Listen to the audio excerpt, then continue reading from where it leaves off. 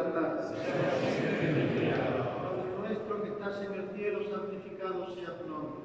Venga a nosotros tu reino. Hágase tu voluntad en la tierra como en el cielo. Danos hoy nuestro pan de cada día, perdona nuestras ofensas, como también nosotros perdonamos a los que nos ofenden. No nos dejes caer en la tentación y líbranos del mal. Dios te salve María, llena eres de gracia, el Señor es contigo. Bendita tú eres entre todas las mujeres y bendito es el fruto de tu vientre, Jesús. Santa María, Madre de Dios, ruega por nosotros pecadores, ahora y en la hora de nuestra muerte. Gloria al Padre, y al Hijo, y al Espíritu Santo. Como era en el principio, ahora y siempre, por los siglos de los siglos. Alabado sea el santísimo sacramento del altar. Oh alto y glorioso Dios, ilumina las tinieblas de mi corazón. Dame fe recta, esperanza cierta y caridad perfecta, sentido y conocimiento, Señor, para que cumpla tu santo y veraz mandamiento. De la primera carta del apóstol San Juan. Queridos hermanos, amémonos unos a otros, ya que el amor es de Dios, y todo el que ama ha nacido de Dios y conoce a Dios. Quien no ama no ha conocido a Dios, porque Dios es amor. En esto se manifestó el amor que Dios nos tiene, en que Dios envió al mundo a su unigénito, para que vivamos por medio de él. En esto consiste el amor, no en que nosotros hayamos amado a Dios, sino en que Él nos amó y nos envió a su Hijo como víctima de propiciación por nuestros pecados. Queridos hermanos, si Dios nos amó de esta manera, también nosotros debemos amarnos unos a otros. A Dios nadie lo ha visto nunca. Si nos amamos unos a otros, Dios permanece en nosotros y su amor ha llegado en nosotros a su plenitud. En esto conocemos que permaneceremos en Él y Él en nosotros, en que nos ha dado de su Espíritu, y nosotros hemos visto y damos testimonio de que el Padre envió a su Hijo para ser el Salvador del mundo. Quien confiese que Jesús es el Hijo de Dios, Dios permanece en Él y Él en Dios. Y nosotros hemos conocido el amor que Dios nos tiene y hemos creído en Él. Dios es amor, y quien permanece en el amor, permanece en Dios y Dios en Él. Palabra de Dios.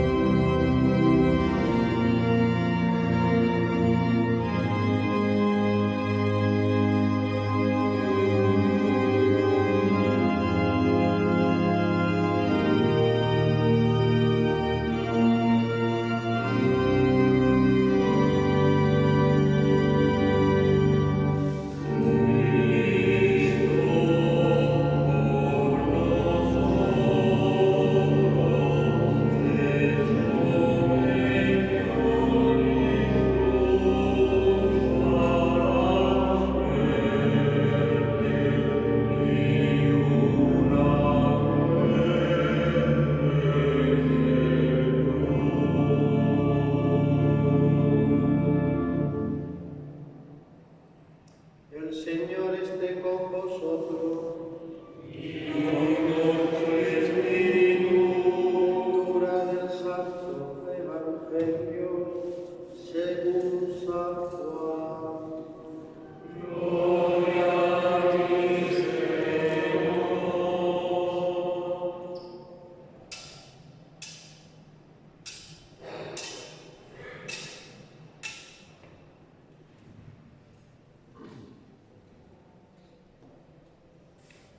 En aquel tiempo Jesús tomó la palabra y dijo: Te doy gracias, Padre, Señor del cielo y de la tierra, porque has escondido estas cosas a los sabios y entendidos y se las has revelado a la gente sencilla.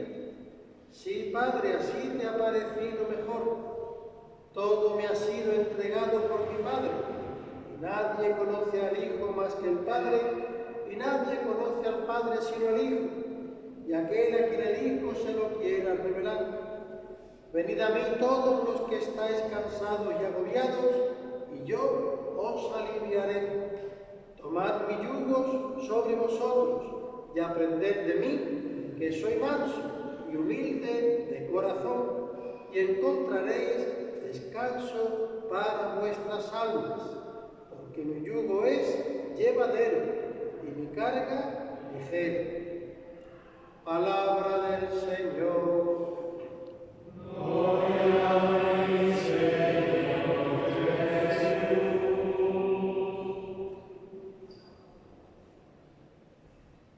Con la venia de vuestra divina majestad. Muy estimado hermano mayor, Junta de Gobierno, hermanos, hermanas y devotos del Santísimo Cristo de la Veracruz y María Santísima de la Soledad.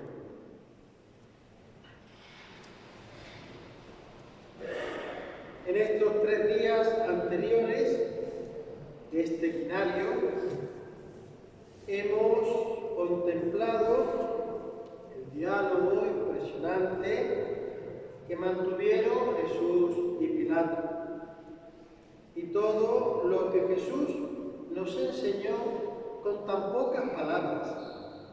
Ciertamente Jesús mantuvo su santidad y su dignidad en todo momento, pero es sabido por las reflexiones de los teólogos y de los místicos que su alma y su corazón sufrieron unos dolores indecibles, no solo dolores físicos o corporales, sino sobre todo dolores morales y espirituales. Por eso hoy vamos a acercarnos y a reflexionar sobre los dolores de Jesús, no solo físicos, sino sobre todo espirituales. Ciertamente para nosotros los cristianos la cruz es el trono desde el que Cristo reina, pero conquistar ese reino, aunque sin armas, no fue ni sigue siendo fácil. El Evangelio se ha ido abriendo paso a través de los pueblos y de los siglos, con mucha sangre, con mucho sudor y con muchas lágrimas. Ahí está el estremecedor testimonio de miles de mártires incontables, algunos reconocidos y canonizados, la mayoría ignorados para nosotros, pero nunca para Dios. Y esos mártires hoy siguen sacrificando su vida por mantenerse fieles a su fe cristiana y a la Santa Iglesia Católica. Decía que muchos escritos sobre los dolores del Señor en su pasión. Sin duda, el dolor sabemos que es como un catalizador para nuestra fe, y de esto los capellanes de los hospitales tienen una gran experiencia y podrían contarnos multitud de historias. Ante el sufrimiento y el dolor, bien sea el propio o el ajeno, de algún familiar, de algún amigo, ante estos dolores nadie queda indiferente. Es una realidad el misterio del dolor que toca en lo más profundo de nuestro ser. Y ante el dolor hay personas que, habiendo estado alejadas de Dios, vuelven a Él con humildad y confianza, reconociendo su error. Pero también, desgraciadamente, hay otros que, por el contrario, que practicaban la religión, pues se rebelan contra Dios y se alejan e incluso reniegan de Él. Es todo un misterio, pero que, como digo, el dolor nunca deja indiferente. No hacemos un juicio, evidentemente porque el interior de cada persona es un mundo y un misterio inabarcable que solo Dios puede juzgar. Pero si afirmamos y reconocemos la fuerza intensa y misteriosa del dolor físico o moral. La propia Iglesia, que como ella misma se define como experta en humanidad, reconoce que no tiene una respuesta plena y convincente y asume que el dolor de las personas, sobre todo el dolor de los débiles, de los indefensos y de los inocentes, no deja de ser una realidad a veces tan escandalosa que a muchos nos aleja de Dios, que al mismo tiempo se define como fuente de la caridad infinita. Un gran misterio, por tanto, pero tan inseparable de la condición humana, que el mismo Cristo ni su Madre Santísima se vieron privados y dispensados de esta experiencia, ya que, como nos dice la Sagrada Liturgia, compartió en todo nuestra condición humana, menos en el pecado. Pero el dolor, sí. En todo lo demás, conoció plenamente nuestra condición y sobre todo en el sufrimiento. Los Evangelios nos muestran, al menos por 3 veces, seguramente fueron más, las veces en las que Jesús llora. Jesús llora y en situaciones bien distintas. Llora como un hombre más cuando ante la tumba de su amigo Lázaro no puede contener sus lágrimas, hasta el punto de quienes le ven reconocen cuánto lo quería. Nos encontramos aquí pues con un Jesús solidario con el dolor humano ante la enfermedad y ante la muerte. Él nos comprende cuando ante situaciones de pena no podemos evitar el llanto y a veces incluso el desaliento y hasta la rebeldía, como Marta se rebeló ante Jesús porque llegó tarde, no le dio tiempo a curarlo. Si hubieras estado aquí, no habría muerto mi hermano. Jesús lo resucitó, pero Marta se había rebelado y es santa. En aquella ocasión Jesús resucitó a su amigo, o más bien lo revivió, porque a fin de cuentas sabemos que Lázaro, más adelante, pues terminó muriendo como todo hombre mortal. Pero Jesús quiso hacernos ver que el sufrimiento no es capaz de destruirnos si lo vivimos de la mano de Dios y de su Madre Santísima, aunque algunas veces nos deje muy afectados para siempre. La segunda vez que vemos llorar a Jesús es cuando, a la distancia de la montaña de enfrente, de la montaña de allí de Getsemaní, contempla Jerusalén y se lamenta por la destrucción que se cierne sobre esta ciudad, no tanto por la destrucción física a mano de las legiones romanas, sino por la devastación espiritual que supone no haber reconocido al Mesías, al Salvador, al Hijo de Dios, cuando Él vino a ellos y además lo hizo con signos tan evidentes de su condición mesiánica. Esto nos lleva a pensar en el enorme dolor que Jesús tiene que seguir sintiendo hoy día cuando ve a esas multitudes que viven dando la espalda a la religión, a la fe, a la Iglesia y a Dios, con gravísimo riesgo para la eterna salvación de sus almas. Jesús sufre y llora por ellos porque la pasión de Cristo, de alguna manera, como nos dirá San Pablo, aún no ha terminado. Sigue padeciendo en quienes le rechazan y no aceptan el mensaje evangélico de la salvación de Dios.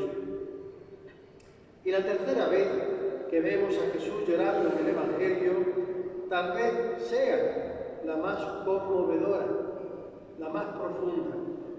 En el huerto de los olivos, en Getsemaní, llora porque no quiere sufrir, llora porque no quiere morir, como nos pasaría a la mayoría de nosotros.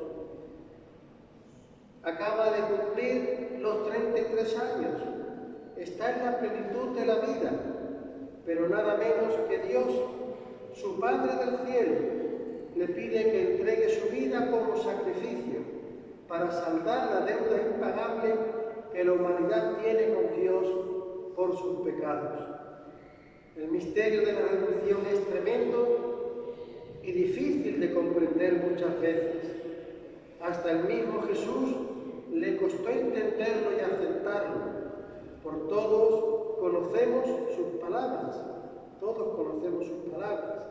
Si es posible, Padre, que pase de mí este cáliz, pero que no se cumpla mi voluntad, sino la tuya.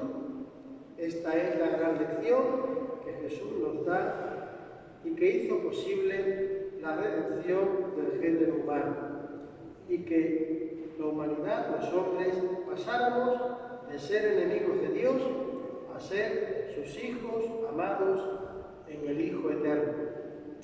A la vista de todo esto, hemos de asumir que mientras peregrinamos por este mundo, camino de la eternidad, no podemos evitar que el sufrimiento y el dolor se crucen en nuestra vida.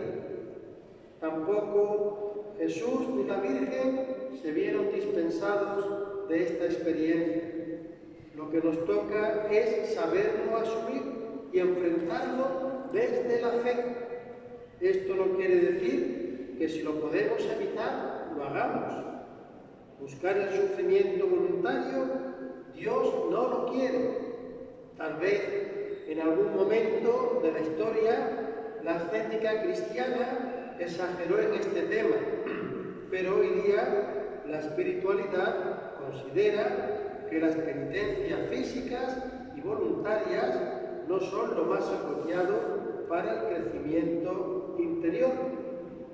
Esto nos supone despreciar dos prácticas indispensables para la purificación del alma y el progreso espiritual: la abnegación, es decir, no darse todos los caprichos, y la mortificación, fundamentalmente en el ayuno, privándonos de cosas legítimas y lícitas, pero que a veces tenemos que educar nuestra voluntad a superar las apetencias, porque así cuando llegue la tentación pecadora estaremos habituados a decir que no. La experiencia también, la propia y la personal, nos enseña que por el pecado original la naturaleza humana tiende al desorden y al pecado. Lo sabemos por experiencia propia. Necesitamos la virtud de la templanza para controlarnos, y la templanza requiere de la abnegación y de la mortificación para colocar en el centro el péndulo agitado de nuestras pasiones.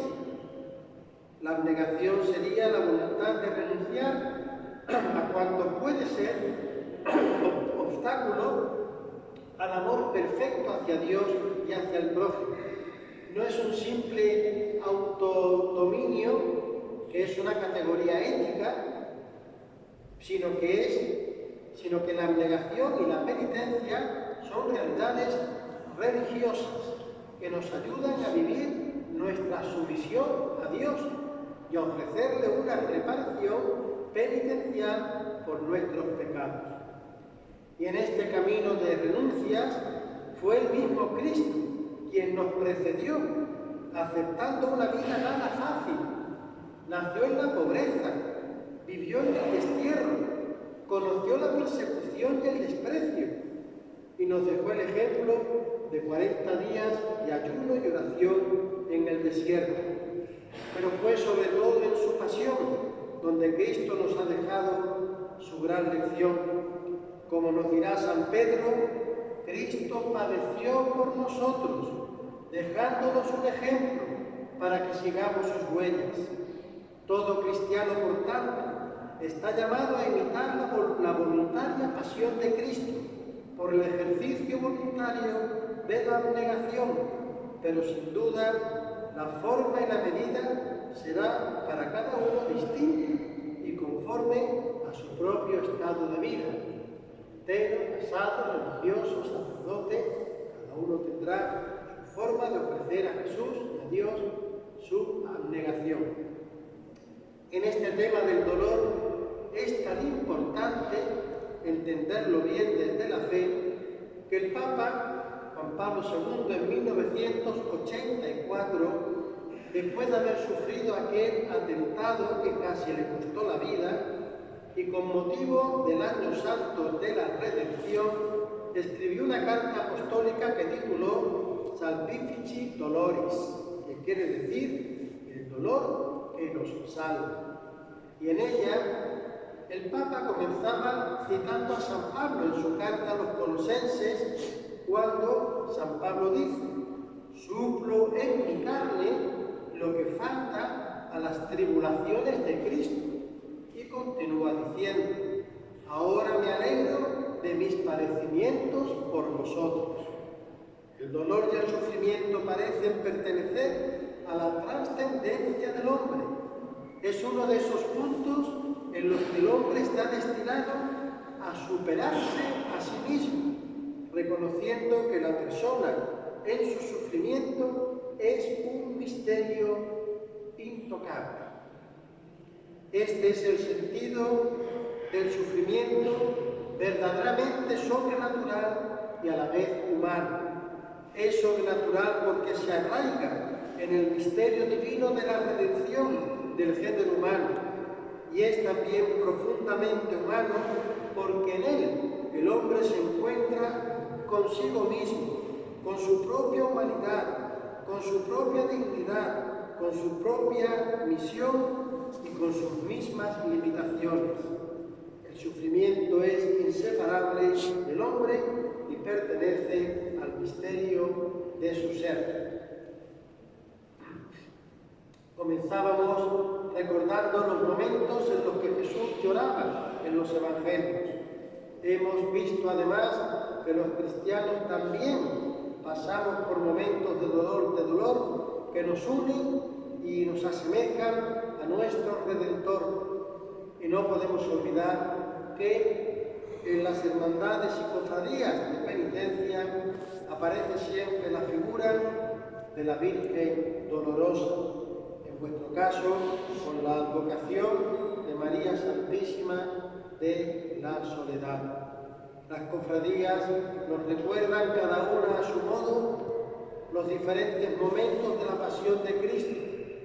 Y en esta recordamos el momento culminante del sacrificio de Cristo con su muerte en la cruz. Mirando a Cristo crucificado, tendríamos que sentirnos llamados a aliviarle esos dolores compartiéndolos con Él, como rezamos en los Via Crucis durante la Cuaresma. Haced, Santa Madre de Dios, que las llagas del Señor sean grabadas en mi corazón. Pero aún en este trance, Jesús no pensaba en sí mismo, pensaba en los demás, pensaba en nosotros y en aquellas mujeres piadosas que lloraban al verlo pasar con la cruz a cuestas, y les dirá: no lloréis por mí, llorad por vosotras y por vuestros hijos.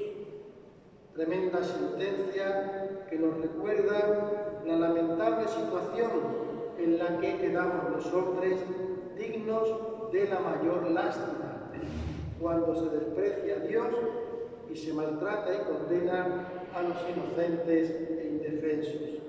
Eso sí, que hace sufrir profundamente a Jesús, el olvido de Dios por tantos en nuestro mundo y en el sufrimiento de tantos inocentes e indefensos por culpa del egoísmo, de las injusticias y de las políticas al servicio de la cultura de la muerte, como nos dicen los papas y como vemos tan claramente hoy día, por desgracia, en nuestra patria.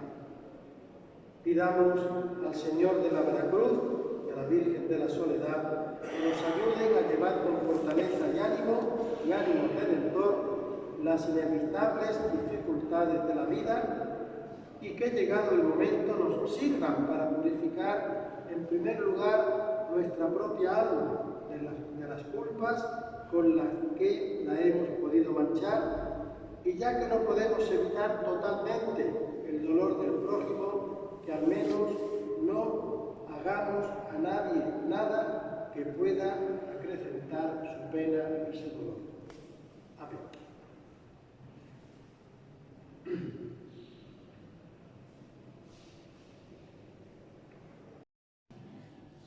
Ora pro nobis Sancta Dei Genitrix, ut in Christianum promissionibus Christi. gratia tua, Jesús, Domine ventribus nostris infunde, ut renunciate Christi Filii incarnatione con nobibus, per passionem eius et cruce, ad resurrectione gloriam perducamur, per unde Christum Dominum